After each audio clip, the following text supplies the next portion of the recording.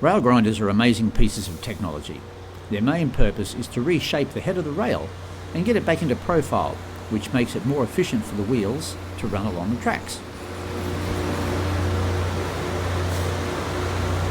This wheel-rail interface is a very complex and interesting field, but basically it's there to make sure that the wheels touch the track at the most efficient and safe place.